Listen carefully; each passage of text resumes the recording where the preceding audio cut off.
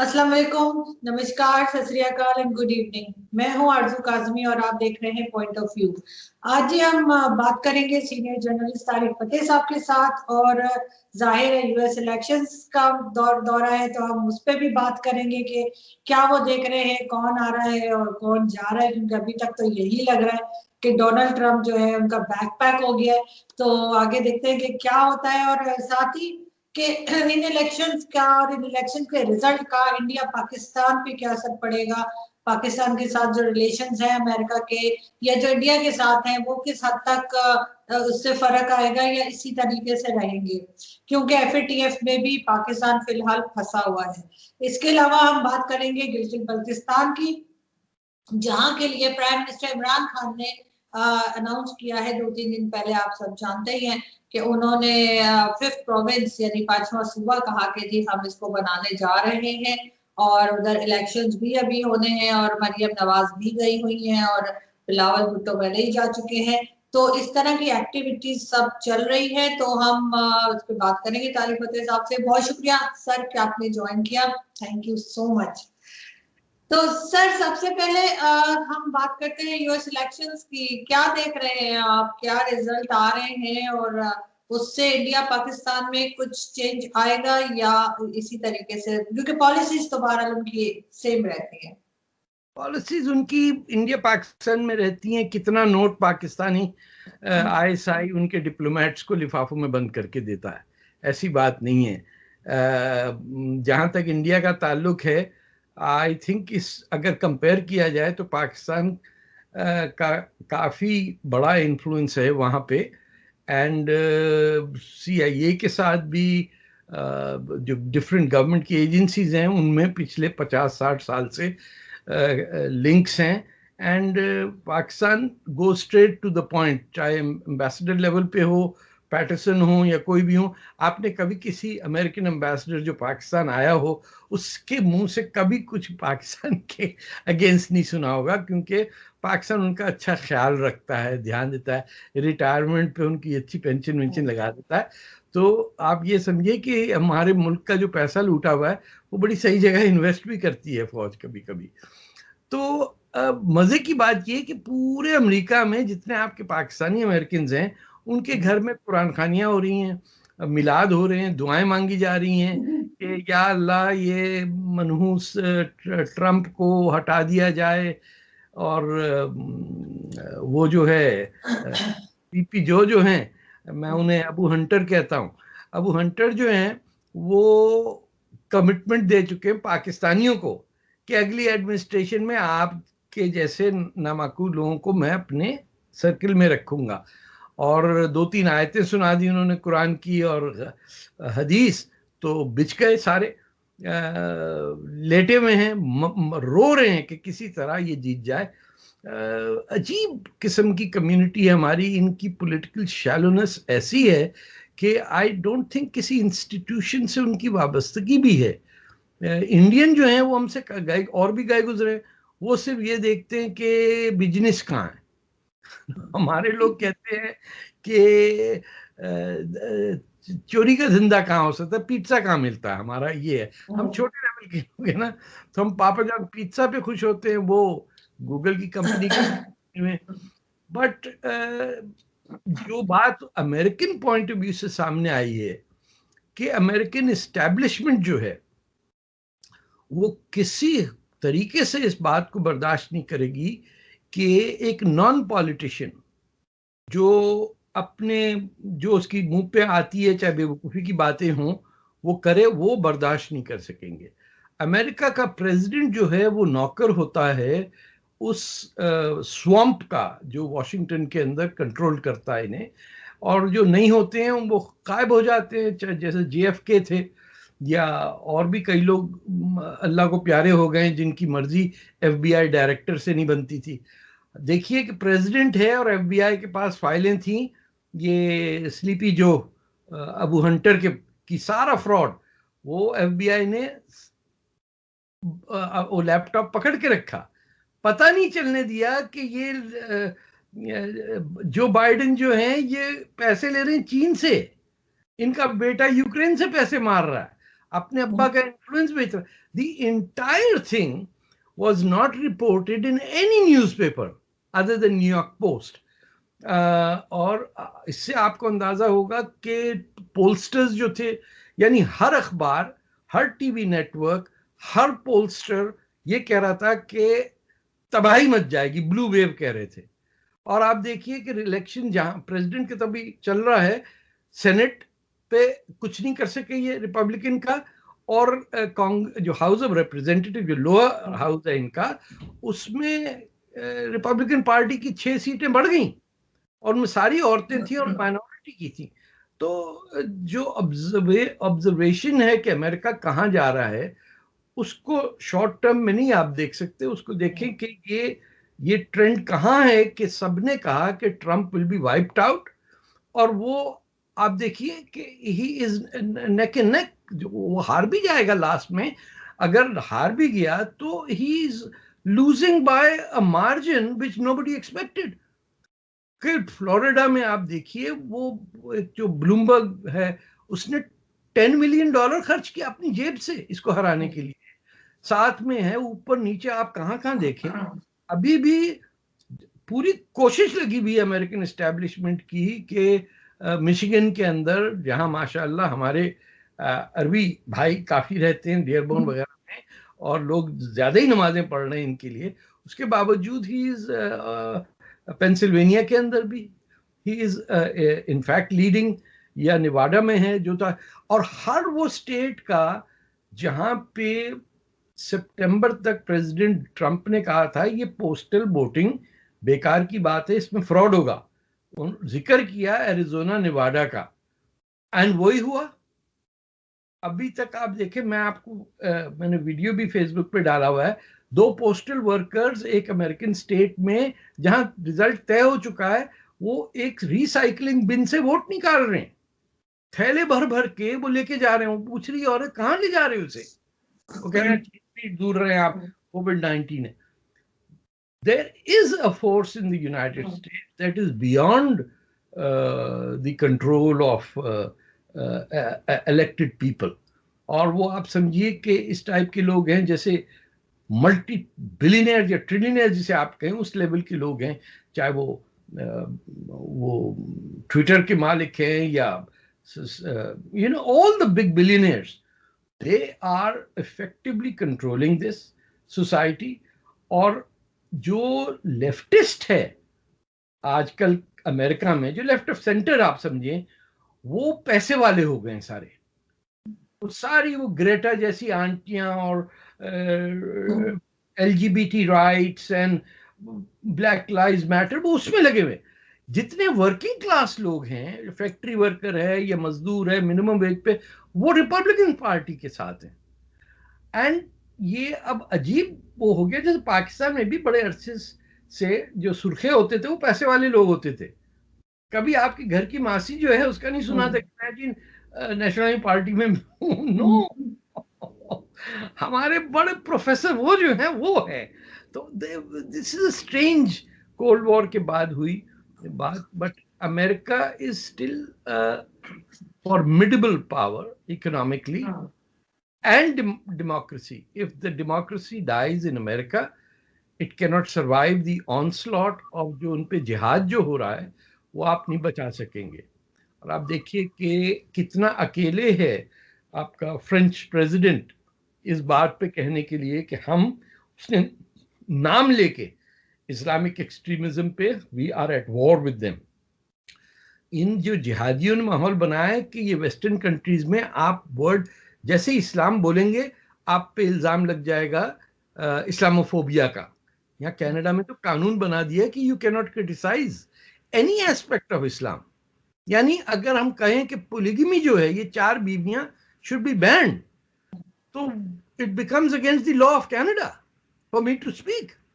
इतना कंट्रोल है इनका, ये पार्लियामेंट बैठे हुए हैं, बड़े मुसीबत है। But United states will be a mess if ये अबू हंटर आते हैं, क्योंकि ये इतने करप्ट आदमी है कि जहां पे भी ये गया है इसने दूसरी गवर्नमेंट से पैसे मांगे, और द एविडेंस इज देयर। और वो लैपटॉप जो है वो FBI के हाथ में, That means कि they can always blackmail him to say anything or do anything. बिल्कुल सही। लेकिन अब आपको लग रहा है सर कि इससे कुछ रिलेशंस में फर्क आएगा पाकिस्तान के लिए? कौन बेहतर होगा? जैसे आप कह रहे थे कि हम कनाडा में और अमेरिका में तो लोग मिलाद कर रहे हैं और क्या क्या हो रहा है कि ट्रम्प हार जाए। तो छोड़ें, हमारी आईएसआई जो है ना, वो हर पार्लियामेंटेरियन और उसको पता है क्या होता है। वो इंडिया की करेंसी छाप के दुबई भेज रहे थे और वहां से यूरो और यूएस डॉलर के अंदर दुनिया चला रहे थे। बिहार और नेपाल के अंदर 50 रुपए का नोट कोई नहीं ले रहा था, अगर आपको याद हो, जब डिमोनेटाइज हुई currency. We are so thoroughly corrupt in Pakistan कि हम जरा से फायदे के लिए वी विल डू एनीथिंग। यानी हम मरने के लिए भी उस वक्त तैयार हो जब हमें गारंटी मिली कि वहां 72 गर्लफ्रेंड होंगी तुम्हारी और एक से एक होगी रक्कासा, कोई ट्विस्ट कर रही होगी, कोई भंगड़ा डाल रही होगी। मतलब वो देसी जो है वो तो ऐसा बैठा रहता है कि या अल्लाह मैंने चुकदा क्यों नहीं है तो सानू। यहाँ माँ बाप कह रहे खबरदार मगरिब से पहले घर आ जाना, वो कह रहे इससे अच्छा तो मर जाओ, शाम को ऊपर जाके party party party. We are not promised reward in terms of a spiritual enlightenment. दूसरी कौमों और मजहबों में आपका एलिवेशन होता है when आपको समझ बूझ आपकी ठीक होती है, जब आप अल्लाह ताला से या स्पिरिचुअली मिल जाते हैं कि अनाल हक वाली बात नहीं है ना। इनको तो सिर्फ चाहिए यार दारू बड़ा होगा, वहां शहद की नदी होगी। मैंने एक साहब से कहा ये मेरी बोतल है शहद की, 10 में उंगली डुबो के रखो और घर जाओ कार ड्राइव करके, सारा चिकना चिकना होगा। क्या है ये शहद की नदी? कौन जाता है शहद की नदी में? अरे पानी हो उसकी नदी हो, खत्म हुई बात। बोलो दूध की नदी में घूमेंगे। Just imagine how demented we are that we think दूध की नदी में मजा ज्यादा आएगा। अबे तो अच्छा ये, लेकिन सर ये सारी वो चीजें जो अरब इस्तेमाल करते हैं, शहद, दूध, ड्राई फ्रूट बताए गए, कोई नहीं बताए गए। अरबों में मैंने कभी नहीं सुना ये बेवकूफी की बात। 10 साल सऊदी अरेबिया में रहा हूं, वहां तक नहीं मैंने ये सुना, ये जो पाकिस्तानियों के मुंह से नहीं खाने में कह रही हूँ, खाने सारे वो है उनका है कि अल्लाह की इबादत करनी है and that is there domain. वो लालच के चक्कर में नहीं कर रहे हैं। थोड़ी उनमें अरब नेशनलिज्म भी होती है कि देखो रसूलुल्लाह अरबों में आए और कहां अरबों को चढ़ा दिया। वो तो इस कहते हैं तुम लोग तो बाय एक्सीडेंट आए हो, तुमको किसने बुलाया था इस चक्कर के अंदर? खुद ही घुसे आ रहे हो, चले आ रहे हो, दफा हो यहां से। The way the Arab views Islam is completely different. वो इसको लालच में नहीं कहता कि अब मजे आएंगे यार, 3 नफल पढ़ो तो 2 शैतान मर जाते हैं, 3 जादूगर करो तो वो उधर चढ़ जाता है, उस पर काला जादू करो तो बीएससी के एग्जाम में फेल हो जाएगा। हम ये कर रहे होते हैं ना। हमारे यहाँ बाबे बैठे हुए लाहौर के आसपास कहीं ना कहीं, टूना टाना। हमारा तो प्राइम मिनिस्टर टूना टाना करता है, वो तस्बीह से मार रहा था ट्रंप को। तो we are particularly backward intellectually, क्योंकि हमें पढ़ने की आदत नहीं है।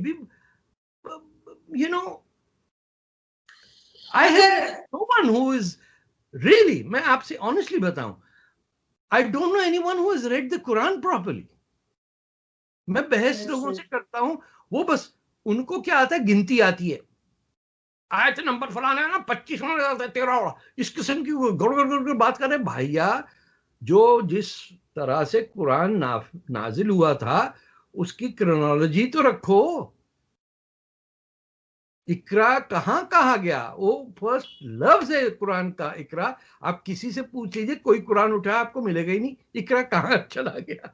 लेकिन सर ये चीज जो आप बता रहे हैं ये तो हिंदुइज्म में भी है ना, कि वो उस तरह के जादू टोने और पढ़ना ये वो इस तरह की नहीं होता, ऐसे कोई नहीं होता। नहीं, ये वो लगता है वो नहीं वो करते हैं कि ये वो क्या कहते हैं उसको, तो इबादत क्या कर रहे यार, नहीं इबादत नहीं, वो कहते हैं ना क्या, कुर्बानी दे दो किसी को, उसको क्या हिंदी में कहते हैं? नहीं कोई गया कुछ नहीं बेवकूफ पाकिस्तानियों को कुछ नहीं पता। आप चुप करके बैठे, थोड़ी गीता नहीं, मैंने उसमें ड्रामा में देखा। ये ड्रामा कहां से आ जाते हैं ये भाई, हिंदुइज्म जो है उसका ना मजहब है ना कुछ है। जो भी आप चाहें, यू आर पार्ट ऑफ, आप किसी में बिलीव करें। आप अल्लाह में बिलीव करें, भगवान में करें, हिंदू के लिए मसला ही नहीं। आपको पता है कि हिंदू स्कूल कोई नहीं होता है पूरे हिंदुस्तान में, 5,000 साल से कोई मौलवी नहीं पढ़ा रहा है किसी को। घर में मंदिर होता है, वहीं आते हैं जाते हैं। वो कहता है मैं कृष्णा का वो हूं, अच्छा भैया जाओ, मैं नास्तिक हूं। और माँ कहती दफा हो जाओ यहाँ से, खत्म हुई बात। किसी ने आज तक किसी को पूछा नहीं है कि हम यहाँ वजू कैसे करते हैं भैया, वजू में कंधा लगा। अरे पूछो साला, अरबी मुल्कों के अंदर पानी नहीं था और तुम कह रहे दिन में 5 दफा वजू करो। और यहाँ दफ्तरों में गंद मचाया हुआ है अमेरिका के अंदर, हर जगह देसी का जूता और पाँव उसके उसमें टब में होता है, और गड़ गड़ गड़ गड़ लोग भाग जाते। फिर वो क्या हो गया? और फिर वो किसी सीढ़ियों के नीचे छोटी सी मस्जिद बना के आदमी नमाज पढ़ते हैं बीच दोपहर के अंदर, जबकि घर में जाके कज़ा पढ़ सकते हैं। अब से मुझे याद है अभी क्या किया था इन्होंने, वहां इंडिया में मंदिर में नमाज पढ़नी शुरू कर दी। दादागिरी गए ना, 2 लेके गए अपने हिंदू नौकर, 2 लेके गए। आप समझ रही माँ? उनसे कहा अबे खड़ा हो जाए, यहाँ फोटो उतारनी है। बेचारा करके नौकर ने कहा अच्छा भैया फोटो उतार लेंगे। मंदिर में गए, दादागिरी से उनकी ऑर्गेनाइजेशन का नाम है खुदाई खिदमतगार। अब कितने घटिया लोग हैं कि बाचा खान की ऑर्गेनाइजेशन, जो मैं समझता हूं कि हिंदुस्तान पाकिस्तान की मॉडर्न तारीख में सबसे ज्यादा डिसेंट ऑनेस्ट मुसलमान तंजीम जो थी, वो अहरार भी किसी हद तक, लेकिन खुदाई खिदमतगार जिसे लाल कुर्ती कहते थे। अब आपकी उम्र छोटी है, आपको नहीं पता होगा। तो ये लाल कुर्ती यहाँ पे भी एक जगह है जिसका नाम है लाल कुर्ती, पिंडी में है ना लाल कुर्ती। तो ये लाल टोपी पहनते थे उस जमाने में, पार्टियों की ड्रेस होते थे। अहरारियों का और था, बेलचा पार्टी अलग थी। इतना अच्छा हमारा सियासी मुसलमानों का पंजाब में जो माहौल था कि they were committed for freedom from Britain, and वो भाईचारे में बिलीव करते थे। और ये देखिए जिन्ना साहब आ गए, जिसको पता नहीं है, he cannot understand a single word of Bengali और Punjabi which is the main languages of Pakistan. Urdu भी नहीं समझ में आती थी। उर्दू वाला मास्टर तो वो आए जो लियाकत अली खान, चूड़ीदार पजामा पहने हुए, अचकन पहने हुए, और गैर मुस्लिम बीवी वो राना लियाकत अली खान थी। पूरी वेस्टर्न सोसाइटी, एक फैमिली मेंबर पाकिस्तान में नहीं रहा। ने कहा ये कोई जगह है रहने की, सब चले गए अमेरिका। लेकिन मुझे सर फिर भी समझ नहीं, आखिर इन्होंने मंदिर में नमाज पढ़ी क्यों इंडिया में? थूक के आए छुड़ाने के लिए। हाँ, अब साले थूक के आ गए तुम्हारे। ये कुतुब मीनार पे आपको पता है क्या लिखवाया हुआ है कि 26 हिंदू टेंपल तोड़ के हमने बनाया। ये अभी तक इंडियन गवर्नमेंट की भी डरपोकी देखिए कि वो उसको कुछ कह नहीं सकते, वो भी डरे हुए, बोले ये बावले क्या कर लेंगे। उसके ऊपर लिखा हुआ है कि 26 हिंदू टेंपल तोड़ के ये बनाया हमने। कुतुबुद्दीन ऐबक आया, हजारों लाखों हिंदुस्तानियों को मार दिया, और मुसलमान कहते हैं शाबाश अल्हम्दुलिल्लाह माशाअल्लाह। कैसे थे वो हिंदू बेचारे वहीं खड़े रह रहे, देख रहे होते, अच्छा भैया ये ऐसे हमारे साथ हुआ। उस मंदिरों को तोड़ के जो मस्जिदें बनी, कुव्वतुल इस्लाम मॉस्क, जो मस्जिद कुव्वतुल इस्लाम है, यानी एकदम F-16 वाली मॉस्क, वहां सब जाते हैं। वो जो रसूलुल्लाह के जमाने में मस्जिद बनी इंडिया में, देखा छोड़ो यार, वहां कोई इतना दूर कौन जाता है। Do you know no one has visited that mosque ever in all of Islamic conquering history of India? No बादशाह, no सुल्तान, ना वजीर सुल्तान का, ना भागे छुपे हुए आदमी का, वो वहीं मस्जिद अपनी पड़ी हुई है। जब 15th सेंचुरी में फिर आके पोर्चुगीज नेवी ने उसको डिस्ट्रॉय किया। उसकी सिंबलिज्म इस्लाम के साथ ये थी कि पोर्चुगीज ने जब इंडिया पे हमला किया तो पहली बम्बार्डमेंट मस्जिद को तोड़ी गई, गोवा के नीचे जो थी। आप किसी पाकिस्तान से पूछ लीजिए, कोई हिस्टोरियन, कोई आपका लाहौर यूनिवर्सिटी, पंजाब यूनिवर्सिटी से अफलातून पैदा हुआ हो, if they know about it, they don't know about it, क्योंकि लोग काले हैं वहां। अभी आज मैंने एक वो थे शहरियार आफरीदी जो इनके मिनिस्टर है कश्मीर काउंसिल के, उन्होंने एक पिक्चर लगाई जिसमें 25-30 लोगों की तस्वीरें हैं। तो वहां पे मैंने लिखा कि वो सारे एक्टर है, कोई सिंगर है, कोई एक्टर है, कोई कुछ है, कोई फिल्म एक्टर है, कोई ड्रामा एक्टर है। तो मैंने कहा इसमें कश्मीरी तो कोई है नहीं, तो अब उसमें एक जो फिल्म एक्टर है शान, उनको बहुत बुरा लगा। तो अच्छा, उन्होंने मुझे वहां लिखा कि कश्मीर, हम कश्मीर हैं, कश्मीर हमारे अंदर है। मैं ये मतलब ये क्या लॉजिक हुई भाई? आप कश्मीर की बात कर रहे हैं, कश्मीर डिस्कस करने जा रहे हैं और उसमें कश्मीरी ही नहीं है, देयर इज मतलब नो ये क्या बात कश्मीर है? इन पाकिस्तान, ये याद रखिएगा। There is not a single person in all of Azad Jammu Kashmir, Gilgit Baltistan पूरे में, there is not one person who can read, write और स्पीक कश्मीरी। ये हम आपको गारंटी से कह रहा हूं। आप अपने शो पे एक बंदा ले आइए जिसको कश्मीरी जबान आती हो। ये सब नहीं, भगोड़े वहां से निकल दो गए। को जानती हूँ, कौन दो को कौन जानती कश्मीरी बोलते हैं? हूँ। हाँ क्या, कौन है नाम भाई, बताइए। हाँ, नाम मेरे पास लिखे हुए, तो वो आए हैं एक दफा शो में और वो कह रहे वो उनको कश्मीरी आती है और मेरी बात सुनिए, आपको आती है तो फिर आप कैसे पता कि उनको आती है? ये उन्होंने कहा। पाकिस्तानी बड़े लड़ैया, इनकी सही ना जाए मार। ये झूठ इतना प्यार से बोलते हैं। हमें कश्मीरी आती है। अब मैं आपसे कहूं मुझे स्पेनिश आती है, हाँ, कि मैं तो अर्जेंटीनिया गया था, मैं पोर्चुगीज बोल के आ गया। अरे भाई वहां कोई बोलता ही नहीं पोर्चुगीज। बोले अच्छा तो क्या बोलते हैं? उन्हें कहा वहां स्पेनिश बोलते हैं, चलो फ्रेंच कर लेते हैं। ये स्टैब्लिश फ्रीज है। ये पूरा एरिया जो इस वक्त पाकिस्तान के पीओके जिसे कहा जाता है इंडिया में, they are all Punjabi settlers in Azad Kashmir, जिनकी जबान का नाम कुछ नहीं है, इसीलिए उसको कहा जाता है पहाड़ी। पहाड़ पे रहने वाले बेकार लोगों की जबान पहाड़ी। I am not joking, it is not Kashmiri. तो कश्मीरी कहाँ गए? कश्मीरी है ही नहीं, ये ना पंजाबी हैं ये सारे। ठीक है, मगर कश्मीरी गए कहाँ? कश्मीर में कश्मीरी तो होंगे ना कभी ना अरे कभी। यहाँ कोई कश्मीरी नहीं है। कश्मीर तो गए थे ये बेचारे जो हमारे तालिबान 1948 के थे, बेचारे तो थक गए जाके कि यार कदों आएगी कुड़ियां, कितों आएंगी। इनको यही चक्कर था कि कश्मीरी औरतें कब आएंगी मंजर आम पे, ताकि हम उनको लूट के लेके जाए। यहाँ जो भी माल मिल रहा है पंजाबी, वो बी क्लास माल था। तो ये उठा के लड़कियों को लेते गए लूट मार के, they abandon them. And then finally when they reached Kashmir valley, इन्होंने पहली कश्मीरी औरतें देखी, ये तो पागल हो गए, ये उसकी लूट मार में लग गए। आप पढ़े ना किसी दिन, मैं लेकिन जी, क्या चीज सर? कराऊंगा मैं वो किताब, मेजर जनरल अकबर खान की है।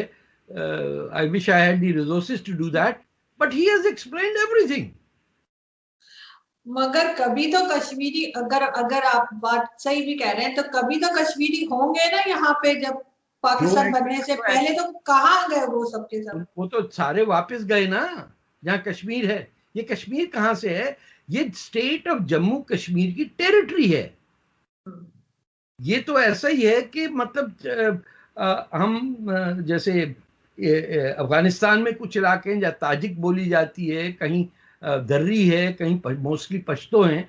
लेकिन ये इस इलाके के अंदर ये state of Jammu and Kashmir was, और जो इनमें इनकी फौज थी, they sign to join Pakistan. Pakistan ने वहां से फौज पे हमला किया, और वो भी कब किया? जब गांधी जी ने हंगर स्ट्राइक की और 55 करोड़ रुपए रिलीज किए इंडियन गवर्नमेंट ने लियाकत अली खान के लिए, और उन्होंने फौज की ली, और जनरल ग्रेसी जो कमांडर इन चीफ थे आर्मी के, बगैर बताए उनके फौज भेज दी वहां, और सबको कहा शलवार कमीज पहनो। फौजी जो थे उन्होंने राइफलें चोरी की हैं पाकिस्तान राइफल से, पुलिस राइफल्स, 20,000 राइफल्स वर स्टोलन। और वो पुलिस वाले बेचारे थे, उनको दे दी ये आपके जो फाटा के एरिया में जाली पिस्तौलें नहीं मिलती, एरिया है लंडी कोतल, उस साइड की पिस्तौलें जो खुद लोड करके मारते थे तो बैरल फट जाता था, ये उनको दिए उन्होंने। So we been had for a long time. और झूठ इतना डीप है कि आप सोच भी नहीं सकते। ये पूरा गिलगित जो बल्तिस्तान है, ये एक मिलिट्री ऑफिसर ने जो एम्प्लॉय था महाराजा अपने जम्मू कश्मीर का, उसको करके अपने ब्रिटिश आर्मी सीनियर जो पिशावर में था, उसको हैंड ओवर कर दिया। वो कोल्ड वॉर के चक्कर में किया था कि यहाँ रेड आर्मी की फौज है, ये हिस्सा आप दे दें। पाकिस्तान को पता नहीं था कि ये आ गया पाकिस्तान में। अब तो हमने उसको प्रोविंस बनाने लगे ना, इमरान खान साहब ने अनाउंस कर दिया है। इतने डफर लोग ऊपर होंगे तो हम तो अपने पाँव पे कुल्हाड़ी मारेंगे ना। मैं तो कोई पाकिस्तानी ऐसी नेशनलिज्म किसी में नहीं बिलीव करता, बट पाकिस्तान का केस ये था यूनाइटेड नेशंस में, by the United nation security council, that the state of Jammu and Kashmir is a disputed territory। और ये रेजोल्यूशन आया था जब जवाहरलाल नेहरू ने केस यूनाइटेड नेशंस में भेजा। तो पाकिस्तान का लीगली पोजीशन ये थी कि पाकिस्तान के जो पास हिस्सा है वो डिस्प्यूटेड टेरिटरी है and it is not Pakistan. ये जो अंकल डफर एंड डफरनी की जो पार्टनर हैं, इन्होंने क्या किया कि जब अनाउंस किया कि ये हमारा प्रोविंस है, they've destroyed the case because you are now saying it is not disputed territory। once you say it's not disputed territory, chapter close। क्योंकि यूएन का जो रेजोल्यूशन था उसमें ये था कि तमाम पाकिस्तानी फौजें स्टेट ऑफ जम्मू कश्मीर से और सिविलियन जो नहीं रहते थे अगस्त 14 1947 में वहां, वो पाकिस्तान जाएं। फिर उनके जाने के बाद इंडियन आर्मी हटेगी, लेकिन श्रीनगर में एडमिनिस्ट्रेशन के लिए इंडियन आर्मी रहेगी। पाकिस्तान ने ना अपने लोग हटाए और ना वो रेजोल्यूशन हो सका, और अब आखिरी कील ठोक दिया बाय सेइंग कि हमारा प्रोविंस है। Now India is free to do whatever it can. जब ना अनपढ़ हो और बजाय कुछ पढ़ने के कुरान हिफ्ज कर रहे हो और पांचवी बीवी आपकी हो, तो यही हशर होता है। कैस पर द गोश्त से शादी कर ली, उसकी आप इबादत करते हैं, सुबह उठ के नमाजें पढ़ते हैं उसके सिजदे में, एंड वो बताती है आपको आज कश्मीर पे क्या करना। वो तो क्या, उनका इंटरव्यू आया था इमरान खान साहब का, वो कह रहे थे मैं हर बात मशवरा करके बेगम से तभी करता हूं। मशवरा ही तो करेंगे, और क्या कर सकते हैं। तो लेकिन मुझे थोड़ी किया उन्होंने शादी कि ये मेरी बीवी जो है कैलकुलस बड़ा अच्छा करती, तो इसीलिए मैंने शादी। नो, वो बांगियां मारती है, बांगियां सुनता है। अल्लाह अल्लाह खैर सल्लाह। एक चीज मुझे और बताइए सर, आप इंडिया भी जाते रहते हैं और अभी आप हम शो से पहले भी बात कर रहे थे कि लोग बहुत अच्छे हैं, जैसे हमारे यहाँ होते हैं पाकिस्तान में भी और इंडिया में भी। कोई इंडियन इधर आ जाए तो पाकिस्तानी जो है वो पैसे नहीं ले रहे होते अगर वो किसी शॉप पे चले जाए तो ये जब इतना अच्छा है एक दूसरे के साथ, सब इस तरह से अखलाक दिखाते हैं, तो फिर क्यों ये टेंशन हम कम नहीं कर पाते? अब जैसे आप अपना बताए ना, जो आपको लैपटॉप मिला है, तो हाँ, मैं क्या एक सुपरमार्केट में लैपटॉप ढूंढने वो बेचारा आया, सेल्फियां खींचते। मैं बाय द वे वैसी को बड़ा ही नहीं बता रहा, लेकिन वहां कहीं में नहीं जा सकता जहां कोई 100-200 लोग घेर ना लें और सेल्फी ना लें। ये मुसीबत भी बन जाती कि कौन कब चाकू चलाएगा। लेकिन मैं उस दुकान में गया तो उसने सारी सेटिंग करके he got me the most expensive thing. And जब मैंने कहा इसका क्या होगा, उसने कहा नहीं सर, आप हमारी दुकान में आए, यू वांट यही लैपटॉप जिससे आप बात कर रहा हूं ना, this was given to me by somebody I don't know. And reason ये है कि हम तो 5-6 हजार साल से साथ रह रहे ना। मोहम्मद अली जिन्ना के साथ तो हमने नहीं टाइम गुजारा। हमारा उठना बैठना सारा नॉर्दर्न इंडिया का, पंजाब से यूपी बिहार बंगाल तक, हम तो एक दूसरे के मोहल्ले में गलियों में जा रहे हैं, गुली डंडा खेल रहे हैं, कबड्डी कर रहे हैं, हमारी शादियां एक जैसे होती हैं, मुसलमानों की बच्चियों के टिक्के लगते हैं शादी वाले दिन, साड़ियां हम पहनते थे, हमारी गाली गलौज एक है, हम हमारे गुस्से का तरीका भी वही है। हम वो एक साहब ने कहा कि देखो इंडिया, ये पाकिस्तानी जो होते ना सिविल सर्वेंट, ये देखना तुम कोई नहीं खुजा रहा होगा लेकिन ये कमर जरूर खुजाते हैं। इंडिया पाकिस्तान के दोनों, कभी को सर खुजा रहा होता है, कभी यूं ना चश्मा को लेके कान के अंदर उंगली चाबी डाल के साफ कर रहा होता है। ये तमाम चीजें कॉमन है हमें। हम लोग मिट्टी से मिले हुए हैं, यानी हमारे तो घरों के ऊपर उपले गोबर के लगते हैं कि बड़े इंजीनियरिटी है हमारे में, हमने क्या कुछ नहीं देखा है। तो 5000 ईयर्स का आपने काट दिया, बोले नहीं मोहम्मद अली जिन्ना है उनके सूट देखो। और ये फिर आपके अब्बा मियाँ जो आए वहां से उर्दू सिखाने हमें, उन्होंने टोटल बेड़ागर्क कर दिया। भाई सिंध में कभी कोई उर्दू बोला ही नहीं था। मेरे पास आज भी, मैं आपको 1967 की कॉलेज की मैगजीन ला के दिखा सकता हूँ। Half of it is in English, the other half is Gujarati. There was no Urdu. ये मैं 1966 की बात कर रहा हूँ। कराची में मैट्रिक गुजराती में होता था। आपने उठा के दोनों जबानें, सिंधी तो खैर बाद में लड़के उन्होंने वापस ली, मेमनी, कच्छी, गुजराती, कराची वाला समझता है ये एक ही लोग हैं। आप मेरी वाइफ जैसे बोल रहे हैं, तुमसे कहते हैं अच्छा आप बोरी हैं, वही जो मेमन होते हैं। ये इतनी स्टूपिड कॉम है, इनको ये नहीं पता कि it is the direct opposite. A Memon is a Sunni, almost anti Shia person with a different language, and a Bohri is अ गुजराती शिया। लेकिन हमारी उर्दू जो हमारे माशाल्लाह इतनी अच्छी बोलते हैं कि हमें फर्क नहीं नजर आता। हमें सब बाकी सारे चूड़े नजर आते हैं। खिचड़ी पिचड़ी पता नहीं कहाँ से आ गए। कोई बलोच गधा गाड़ी पे बैठा हुआ है, वो देखो ये जो गुजराती हैं ये प्याज बेच रहे हैं। Our views are so racist कि we are the most comfortable when we attack black people. बड़े से कहते हैं हम। और ये इंडिया में भी वही बात वहां पे भी है। ऐसा बात नहीं कि वहां पाक शरीफ लोग रहते हैं, वो भी मरे जा रहे होते हैं। वो तो खैर बस, वो कौन सा फेयर एंड लवली के मास्टर हैं, उन्होंने एक काम किया कि मार्स पे लैंडिंग कराई है और दूसरी फेयर एंड लवली क्रीम बनाई है, तो पूरा इंडिया गोरा हो गया चक्कर के अंदर, और उनके स्किन जल गए। मतलब वो ठीक है, मर जाए हम लेकिन लगेंगे हम गोरे। तो how racist can you be? मगर सर यहाँ पे, मगर सर मैं जैसे बात आपसे कह रही थी कि मगर जो आम लोग हैं, जो आम पब्लिक है, वो इखलाक की बहुत अच्छी है, एक दूसरे के साथ अगर जैसे आप गए और इसी तरह से वहां से कोई आएगा तो यहाँ वाले भी उसी तरह से बिहेव करते हैं, शॉपकीपर्स पैसे नहीं लेंगे। एक बात बताऊं, हिंदू को लगेंगे 5 साल आप वाइंड अप करने में, पागल बनाने में। एक हिंदू आम जो है वो, उसका कल्चर ही है to absorb and to be introvert. आप ये नहीं कि गाड़ी के सामने हैंडल डाला, चलाया और रर चली गई। ये मुसलमान का टेम्परमेंट है। 2 सेकंड में आप किसी का कत्ल करवा सकते। अभी बैंक मैनेजर का एक चौकीदार ने कत्ल किया ना, उसे अहमदी कह के मार के उसको लोगों ने जुलूस में शहर में नचवाया। और बाद में पता चला कि वो आपस में वैसे कोई झगड़ा चल रहा था उनका, उसने उसकी मतलब बचने के लिए वो इस्तेमाल किया है। उधार भी खत्म हो गया। हमारा एक्साइटेबल फैक्टर जो है हिंदुओं से और मुसलमानों का, एक मेरा फिगर है एक्साइटेबल फैक्टर। कितनी देर बाद वो स्पेसिफिक हीट जैसे कहते हैं ना कि हर प्रोडक्ट का स्पेसिफिक हीट होती है, हमें एकदम जरा तीली लगाओ फट जाते। वहां आप आग पे बिठा दीजिए, वो 3 दिन के बाद बोलेगा भाई क्या गर्मी फैल रहा है यहाँ।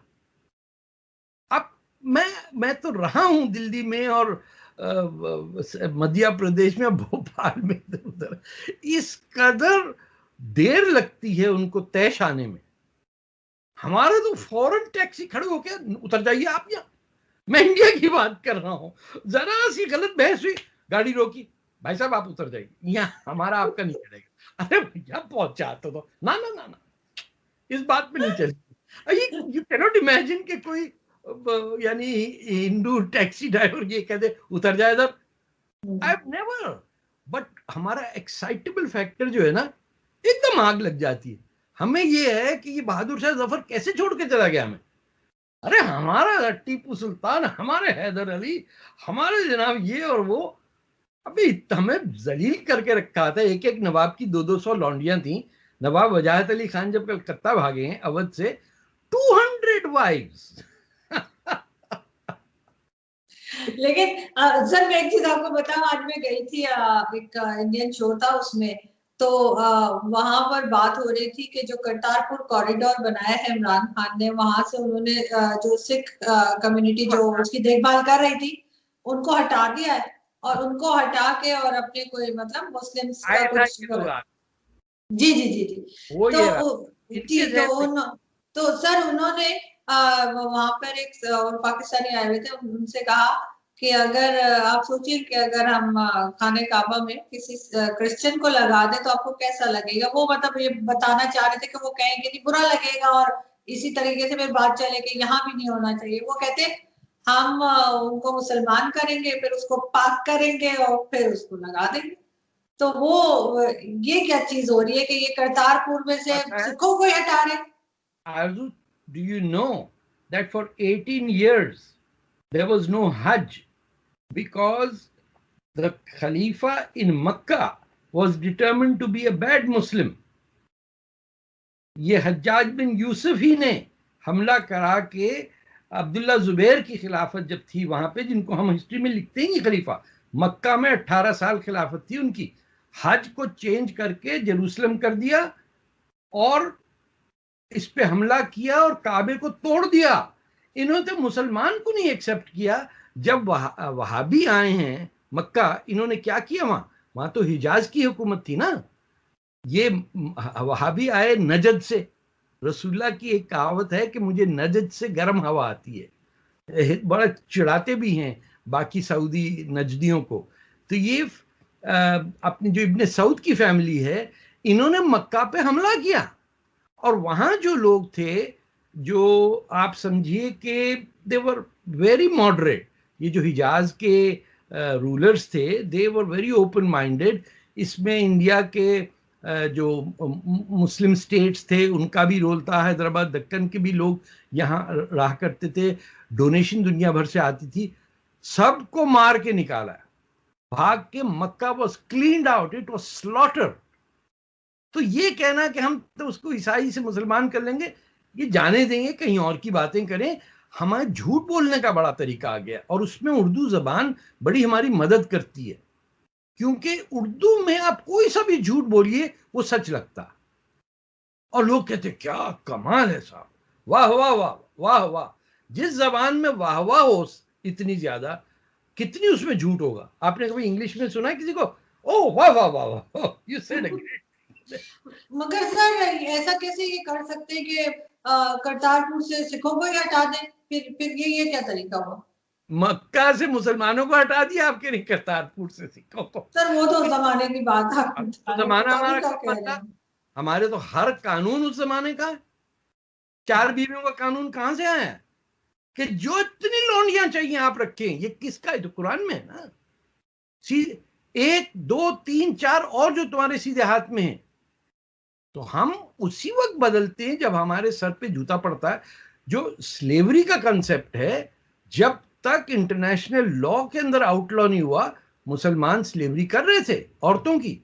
यमन में 64 में एड्स हैं एडिन के अंदर कि $15 के अंदर काली कॉन्क्यूबाइन और उससे ज्यादा गोरी की ज्यादा कीमत थी। दे वर ऑक्शन्ड। ये तमाम ब्लैक स्लेव जो अमेरिका गए हैं, ये किसने बेचा इनको? अरबों ने बेचा। वो तो सही है, लेकिन अगर इन्होंने, मैं करतारपुर की बात कर रही हूँ कि करतारपुर इन्होंने बनाया ही सिखों के लिए है और सिख ही उधर नहीं होंगे तो कौन फिर क्या करेंगे? ये मैं बताऊं आपने किसके लिए बनाया था। इन्होंने बनाया था खालिस्तान की रिक्रूटमेंट करने के लिए। वहां इनका ये पूरा खालिस्तान मूवमेंट आईएसआई की है और जुल्फिकार अली भुट्टो की बनाई हुई है। ये बेवकूफ लोग ये समझते ही नहीं है कि इंडिया का जो सिख पंजाबी है वो इंडियन नेशनलिस्ट है। वो इधर उधर आईएसआई के पैसे खाने वाले कनाडा वगैरह में आपको मिल जाएंगे, ब्रिटेन में खालिस्तानी। इंडिया में तो आपको मिलेगा ही नहीं कोई खालिस्तानी। उसको क्या, उसका तो है ही खालिस्तान वहां पे। वो तो राज कर रहा अपना। वो तो बैठा है कि अगर चाहिए पंजाब तो लाहौर जब होगा रंजीत सिंह का हमें मिलेगा तब हम बनाएंगे Punjab. So we do not understand history. ना हमें पढ़ाई जाती, ना आप किसी से ये पूछे कि पंजाब मेजॉरिटी मुसलमान था, किसी पंजाबी रूलर का नाम तो बता दें आप। ये ट्राई करिए आप, ये हर एक से पूछिए, they will look at you as if ये तो आउट ऑफ कोर्स क्वेश्चन। आपको सिंध का मैं बता सकता हूं कौन राजा महाराजा थे बलूचिस्तान में, सुबह सरहद में। पंजाब का मुसलमान पर बैठे हुक्का पी रहा था कि सानू की, तेनू की, मैनू की, उधर की है, उधर दिल्ली है, दफा हो जाए। तो कोई जंग नहीं हुई। Their job was to take money from the invaders and tell him, या उनका तो धंधा था ना किश्तियों में इधर से उधर पूरी फौज ले जाना, वो दिल्ली के पास उतार देते थे, ब्यास के उस पार, दबा हो जाए यहाँ से, और फिर रिलैक्स करते थे, पिटी हुई फौज वापस जाती थी तो उन्हें लूट लेते थे। ये हमारा ये पंजाब है, उसका अंग्रेज ने पार्टीशन कर दिया।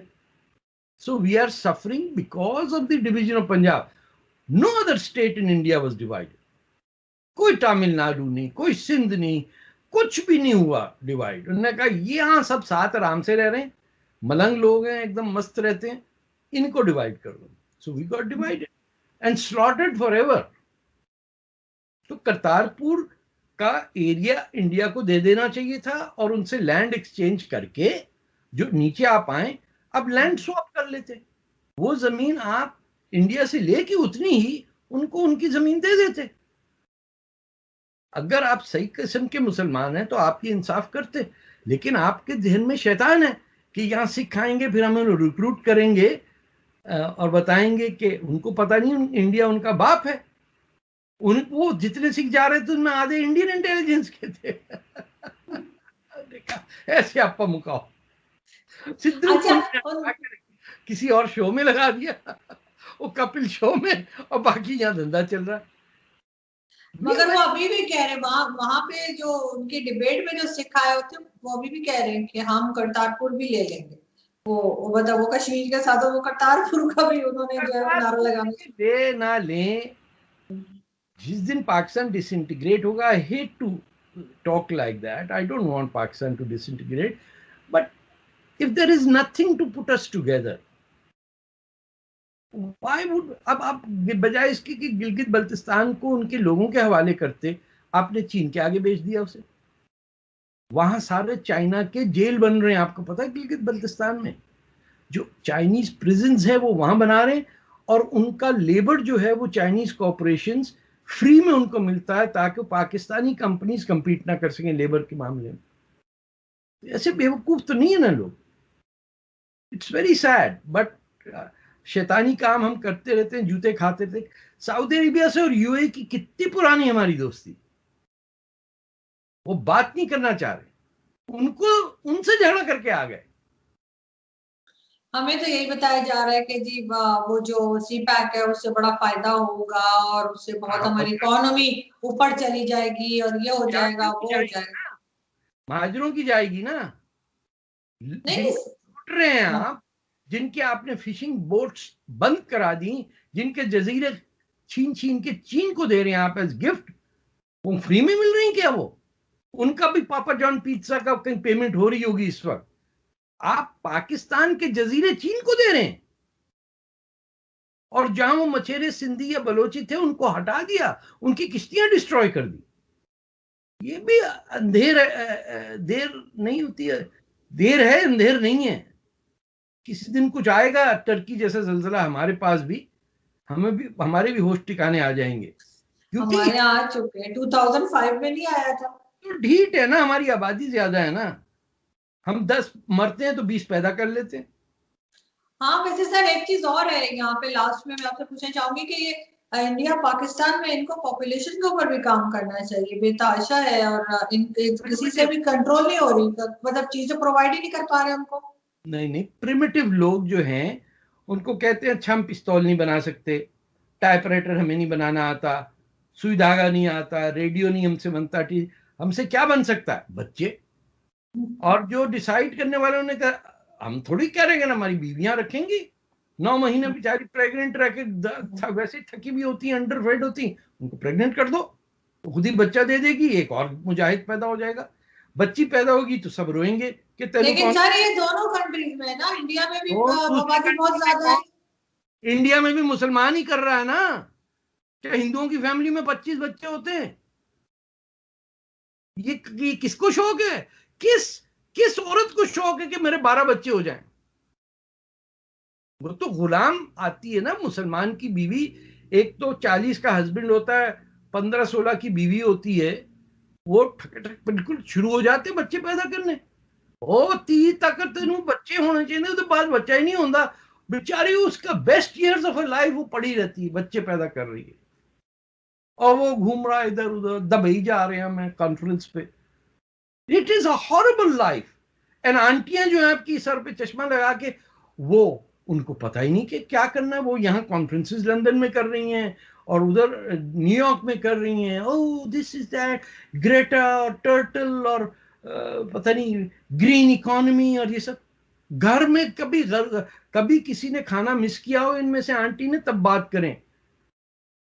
भूखा लेकिन रहना पाकिस्तान को जरूरत है कि वो पॉपुलेशन के ऊपर काम करे, उसको कौन कम करेगा?